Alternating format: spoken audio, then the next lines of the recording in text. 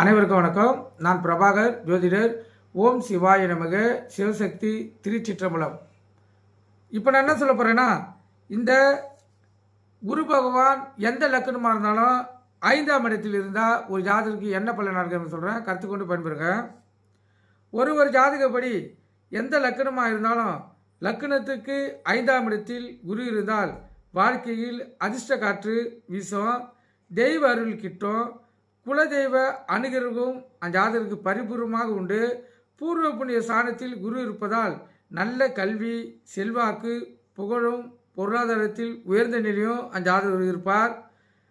வியாபார குணம் அவருக்கு அதிகமாக இருக்கும். சம்பாத்தியம் உயர்ந்திருக்கும்.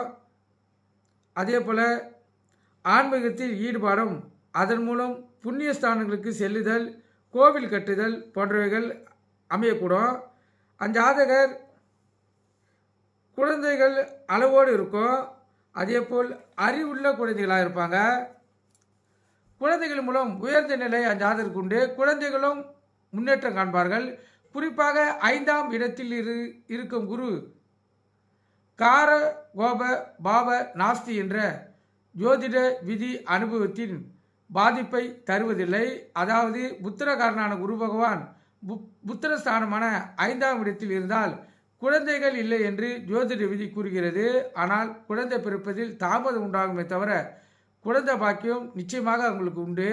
பலருக்கு 5ஆம் இடத்தில் குரு இருந்தும் ஆண் குழந்தை பிறந்திருக்கிறது.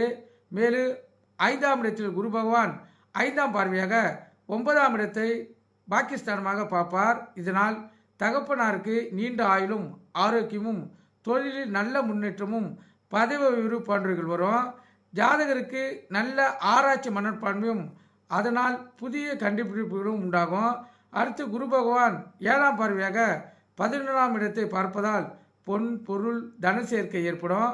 வியாபாரம் தொழில் செய்வதற்கு இரட்டிப்பு லாபமும் அதிர்ஷ்டமும் உண்டு. அடுத்து குரு பகவான் 9ஆம் பார்வையாக லக்கணத்தை பார்ப்பதால் நல்ல அழகும் கம்பீரமான தோற்றமும் எதையும் சிந்தித்து தெளிவான முடிவு எடுத்தல் ஆகியவை அமையும். மனிதருள் மாணிக்கமாக அந்த ஜாதகர் திகழ்வார். குரு லக்கணத்தை பார்த்தால் தீர்க்கமான ஆயுள் விருத்தி உண்டு.